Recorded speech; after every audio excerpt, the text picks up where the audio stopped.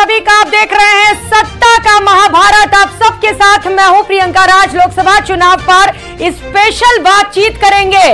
वाराणसी में प्रधानमंत्री नरेंद्र मोदी पहुंचेंगे। वाराणसी में पीएम मोदी का भव्य रोड शो होने वाला है, जिसे लेकर तैयारियां भी बेहद भव्य की गई हैं। पीएम मोदी ने बिहार के मुजफ्फरपुर में विपक्ष पर जमकर निशाना साधा और इसके अलावा देखेंगे कि चौथे चरण की वोटिंग कैसी चल रही है।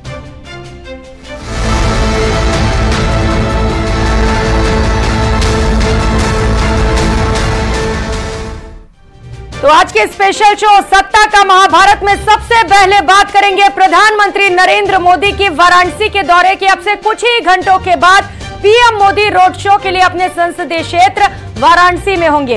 पीएम मोदी के रोड शो के लिए महादेव की नगरी को दुल्हन की तरह सजा दिया गया है और लोग अपने नेता का इंतजार कर रहे हैं। पीएम मोदी का यह रोड शो बीएचयू गेट से शुरू होकर काशी विश्वनाथ मंदिर पर खत्म होगा। देखिए इस रिपोर्ट में।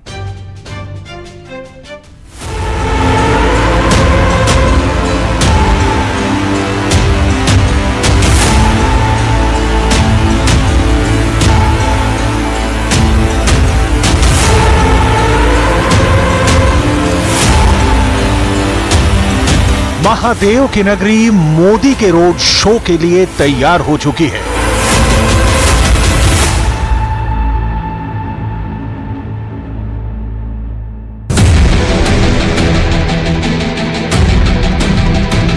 मोदी के रोड शो के लिए रथ तैयार हो चुका है। गलियां सज चुकी हैं। लोग टकटकी लगाकर अपने नेता का इंतजार कर रहे हैं।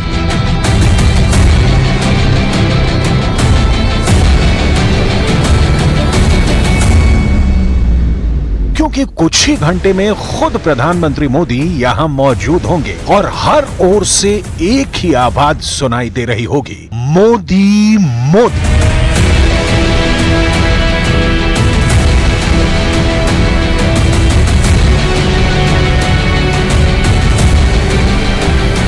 काशी विश्वनाथ का मंदिर सज चुका है। काशी विश्वनाथ मंदिर में पीएम मोदी के रोड शो को लेकर खास तैयारी की गई है। मंदिर को फूलों से सजाया गया है, खास सजावट की गई है। इसके अलावा विशेष मंत्रोच्चारण से पीएम मोदी का स्वागत किया जाएगा।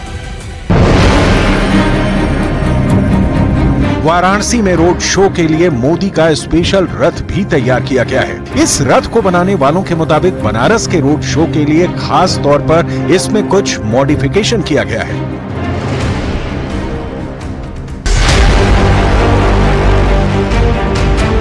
इस बार काशी बीजेपी की ओर से भोजपुरी भाषा में एक स्पेशल पैम्फलेट तैयार किया गया है। पैम्फलेट पर लिखा गया है, हमार काशी हमार मोदी। पीएम मोदी के रोड शो और नामांकन के बाद इस पैम्फलेट को पूरे बनारस में घर घर में बांटा जाएगा। मदन मोहन मालवीय चौक को सजाया जा रहा है। यहीं से पीएम मोदी रोड शो शुरू करेंगे। पीएम मोदी का रोड शो करीब 5 किलोमीटर का होगा, जो काशी विश्वनाथ मंदिर के पास खत्म होगा। बीएचयू प्रवेश द्वार से रविदास गेट, 80, शिवाला, मदनपुरा, गोदौलिया होते हुए विश्वनाथ धाम के प्रवेश द्वार संख्या 4 पर प्रधानमंत्री पहुंचेंगे। करीब 6 किलोमीटर के रोड शो में लघु भारत और उत्तर प्रदेश की संस्कृति दिखेगी। इस पूरी दूरी को तय करने में करीब 3.5 घंटे लगेंगे। 300 मीटर से 400 मीटर की एक बीट बनाई गई है। इस तरह से 5 किलोमीटर के रास्ते में कुल 11 बीट बनाई गई है। हर बीट का इंचार्ज एक जन प्रतिनिधि को बनाया गया है। 2014 और 2019 के चुनावों के बाद ये तीसरा मौका है जब प्रधानमंत्री मोदी बनारस के लोगों का आशीर्वाद लेने के लिए वाराणसी के लोगों के बीच में मौजूद हैं और सूरज की तपिश को मात देते हुए वाराणसी की जनता के साथ ही बीजेपी कार्यकर्ताओं का जोश हाई है।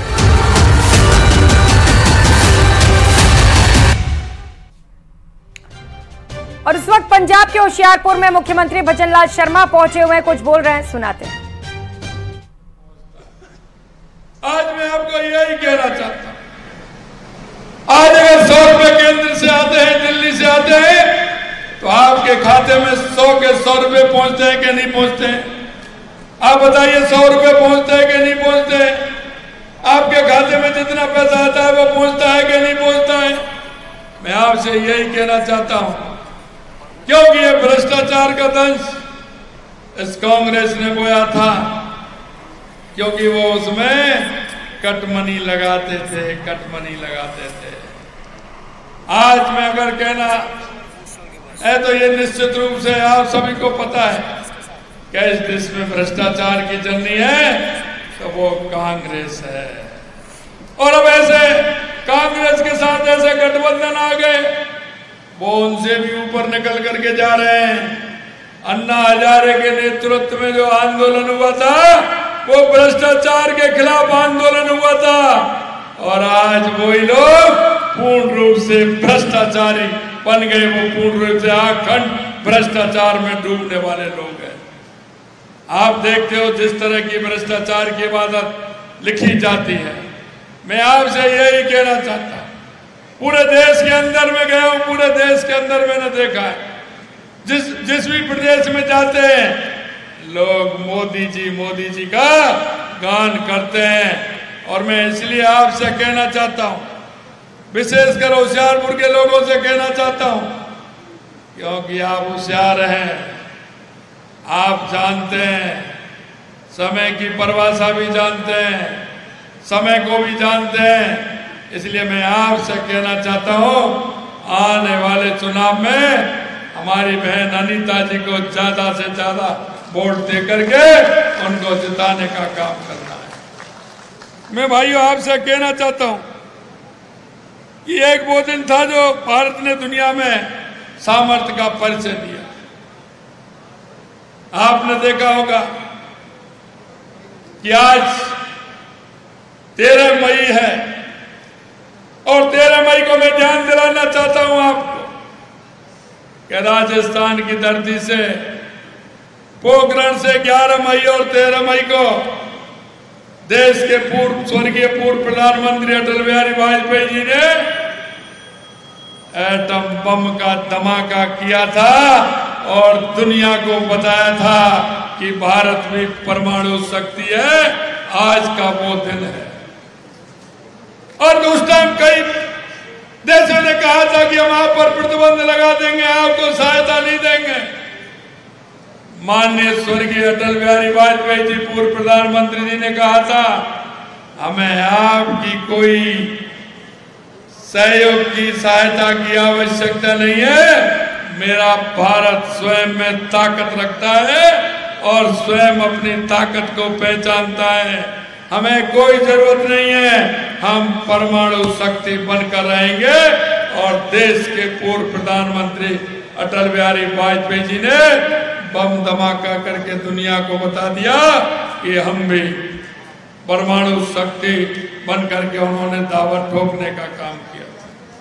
मैं आपसे कहना चाहता हूं, 2014 के बाद इस देश में जो परिवर्तन हुआ है, चाहे हमारे गरीब कल्याण की योजनाएं हो, चाहे हमारे देश का विकास हो, चाहे हमारे सीमाओं की सुरक्षा हो, या दुनिया में भारत का बढ़ता हुआ गौरव हो। आपने देखा होगा पहले किस तरह से क्या स्थिति देश के अंदर होती थी। कोई भी आलिया मालिया दवालिया आता था, कहीं ना कहीं बम फोड़ करके चले जाता था। आतंक का साया तो पंजाब ने बहुत अच्छी तरह से देखा है, लेकिन देश के किसी भूभाग में, कहीं भी भीड़ भाड़ इलाके में, कहीं भी रेलवे स्टेशन पे या रेलवे में किसी गाड़ी को रुकवा दिया जाता था, कहते थे उसमें बम रखा है, गाड़ी को रोक देते थे कहीं।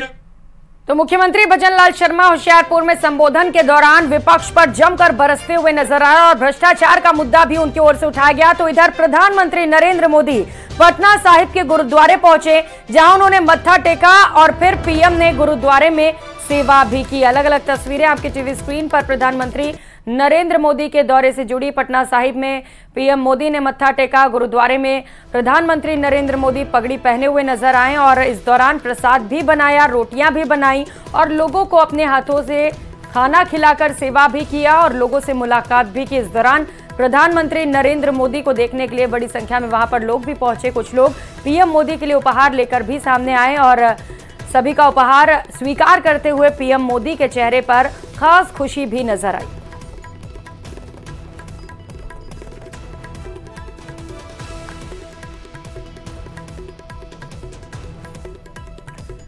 वहीं पीएम मोदी ने बिहार के मुजफ्फरपुर में एक जनसभा को संबोधित किया। इस दौरान उन्होंने विपक्ष पर जमकर निशाना साधा।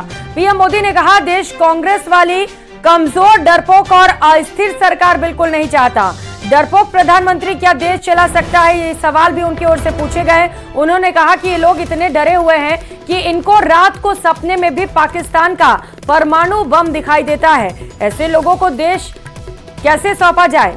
इंडी गठबंधन के लोगों के कैसे कैसे बयान आते हैं कि पाकिस्तान ने चूड़ियां नहीं पहन रखी, अरे पहना देंगे।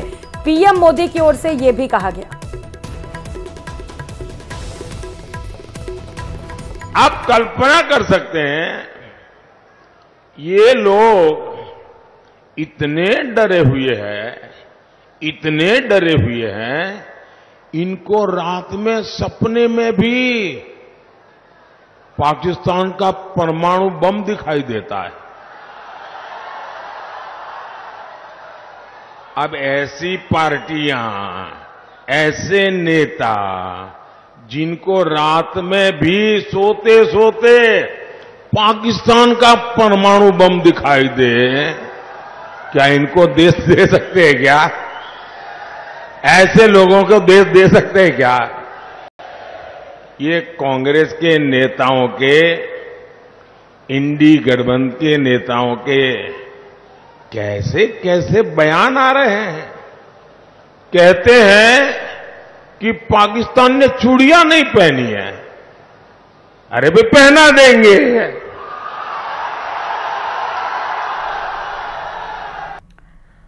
तो वहीं अनुच्छेद 370 हटने के बाद श्रीनगर में पहली बार मतदान हो रहा है। बड़ी बात यह है कि मतदान को लेकर मतदाताओं में काफी उत्साह भी दिखाई दे रहा है। मतदान केंद्रों पर मतदाताओं की लंबी लंबी कतारें भी दिखाई दे रही हैं। तो तस्वीरें आप देख पा रहे हैं जम्मू कश्मीर के श्रीनगर से, ये तस्वीर जहां पर धारा 370 हटने के बाद पहली बार लोकसभा चुनाव हो रहे हैं। वोटिंग की प्रक्रिया अभी भी लगातार वहां पर जारी है। शाम 6 बजे तक मतदान होना है और उससे पहले ये 3 अलग अलग तस्वीरें आप अपनी टीवी स्क्रीन पर देख पा रहे हैं, गांदरबल, पुलवामा और बडगाम से, जहां पर जम्मू कश्मीर के लोगों में खासा उत्साह दिखाई दे रहा है। वोटिंग को लेकर बड़ी संख्या में मतदाता पोलिंग बूथ पर पहुंच रहे हैं, अपना वोट कास्ट कर रहे हैं। लंबी लंबी कतारें भी वहां पर लगी हुई हैं, जो लोकतंत्र के पर्व को और भी ज्यादा खास बना रही हैं।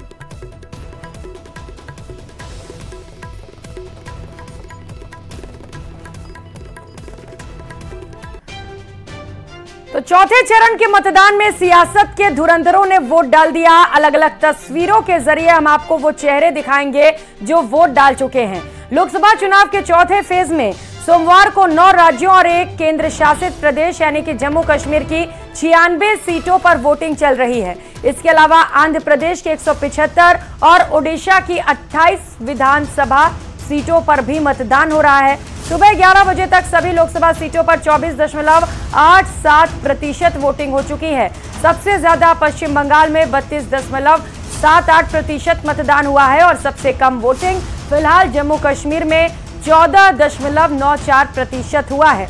इसके अलावा आंध्र प्रदेश की बात कर लेते हैं, जहां पर विधानसभा चुनाव में 23% और ओडिशा में 23.28% वोटिंग हो चुकी है। तो तस्वीरें अलग अलग आपकी टीवी स्क्रीन पर। चौथे चरण के लिए वोटिंग की प्रक्रिया लगातार जारी है और लोग अपना वोट कास्ट करके बाहर निकल रहे हैं। कुछ लोग अपना वोट कास्ट करने पहुंच रहे हैं। उस दौरान की ये तस्वीर आप देख पा रहे हैं। एसएस राजामौली वोट कास्ट करने के बाद बाहर निकलते हुए। एमएन किरवानी ने भी वोट किया। चिरंजीवी, अल्लू अर्जुन, एनटी रामाराव जूनियर और पवन कल्याण, ये वो फिल्मी सितारे जो आसमान की बुलंदियों पर हैं, आज जमीन पर उतरकर अपना वोट कास्ट करते हुए नजर आ रहे हैं। तो वेंकैया नायडू की पहली तस्वीर आप देख पा रहे हैं। मोहन यादव मुख्यमंत्री मध्य प्रदेश के, इन्होंने भी मतदान किया। सदुद्दीन ओवैसी एआईएमआईएम चीफ ने भी, जो बतौर प्रत्याशी भी चुनावी मैदान में, उन्होंने भी अपना वोट कास्ट किया। माधवी लता से लेकर गिरिराज सिंह, साक्षी महाराज ने भी अपना वोट कास्ट किया। जी किशन रेड्डी, वाईएन जगनमोहन रेड्डी के साथ ही चिरंजीवी, अल्लू अर्जुन, एनटी जूनियर से लेकर अग्रिमित पॉल ने भी अपने मतों का प्रयोग किया।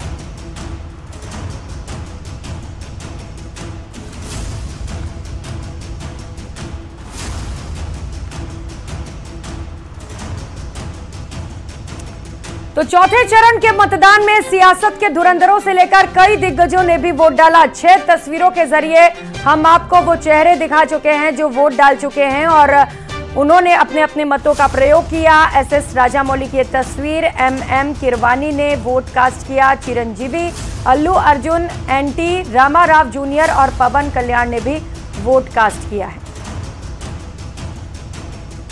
तो चौथे चरण में वोटिंग की प्रक्रिया लगातार जारी है। कुल 7 चरणों में लोकसभा चुनाव होने वाले हैं और 4 जून को नतीजे सामने आएंगे। तो लोकसभा चुनाव के नतीजे मंत्री और विधायकों के सियासी भाग्य का फैसला करेंगे। बीजेपी जिन विधानसभा क्षेत्रों से अपनी बढ़त बरकरार रखने में कामयाब रहेगी, वहां के मंत्रियों के सरकार में नंबर बढ़ने तय हैं। पार्टी अगर हारती है तो मंत्री जी की कुर्सी पर भी संकट आ सकता है। कैसे, इस रिपोर्ट में समझिए। लोकसभा चुनाव के नतीजों की गूंज दूर तक सुनाई देने के आसार हैं। जिन विधानसभा सीटों पर बीजेपी की बढ़त 2014 और 2019 की तरह बरकरार रहेगी, वहां से चुनाव जीते मंत्री जी की कुर्सी भी सलामत रहेगी। लेकिन बढ़त कम हुई या कांग्रेस ने लीड ली तो मंत्री जी की कुर्सी पर संकट मंडराएगा। लोकसभा चुनाव में भजनलाल सरकार के मंत्री विधायकों ने पार्टी प्रत्याशियों को बढ़त दिलाने के लिए जी तोड़ कोशिश की है। कोशिशें परवान चढ़ी तो मिशन 25 पूरा होगा। अगर कहीं एंटी इनकम्बेंसी ने परेशान किया तो कुछ सीटों पर बीजेपी को नुकसान भी हो सकता है। इसीलिए भजनलाल सरकार के मंत्री विधायक जीत हार का गुणा भाग करने में जुटे हैं। हर मंत्री को PM मोदी की गारंटी पर भरोसा है, इसीलिए सब अपने अपने इलाके से बीजेपी उम्मीदवारों की बड़ी जीत के दावे कर रहे हैं। हाँ, बिल्कुल मेरा दावा पक्का, अजमेर की सीट 100% जीतेगी निश्चित रूप से। अजमेर में कोई शंका नहीं है। राजस्थान की 25 सीटों में राजसमंद लोकसभा सीट कार्यकर्ताओं के अथक परिश्रम के परिणाम स्वरूप इतना विश्वास मुझे है कि राजस्थान में सबसे अधिक वोटों से कोई सीट अगर निकलेगी तो राजसमंद की सीट निकलेगी। और ये जरूर है कि जो मतदान प्रतिशत कम हुआ उससे कई जगह हमें हमारी जीत का अंतर कम हो सकता है, लेकिन हम आश्वस्त हैं इस बात को लेकर कि राजस्थान में हम 2014 और 2019 के तरह ही एक बार फिर इतिहास रचने में कामयाबी हासिल करेंगे। आइए अब जानते हैं किस मंत्री पर किसे जिताने का दारोमदार है।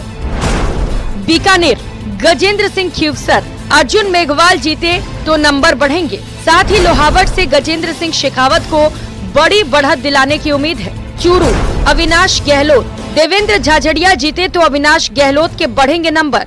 जैतारण में महिमा सिंह को बड़ी बढ़त की जिम्मेदारी है। सीकर, गौतम दत्त, स्वामी सुमेधानंद जीते तो क्रेडिट दत्त की मेहनत को भी मिलेगा। बड़ी सादड़ी में CP जोशी को भी लीड दिलाने का जिम्मा। जयपुर ग्रामीण, किरोड़ी लाल मीणा, राव राजेंद्र सिंह जीते तो किरोड़ी की होगी बल्ले बल्ले। किरोड़ी पर दौसा और टोंक सवाई माधोपुर में भी पार्टी को जिताने की जिम्मेदारी। अलवर सुरेश रावत, भूपेंद्र यादव की जीत हुई तो रावत को भी श्रेय मिलेगा।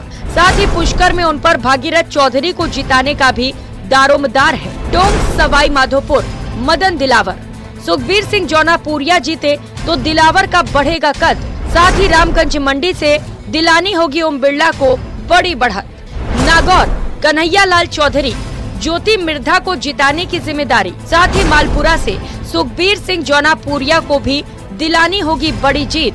बाड़मेर, जैसलमेर, जोराराम कुमावत, कैलाश चौधरी जीते तो जोराराम कुमावत सरकार में और मजबूत होंगे।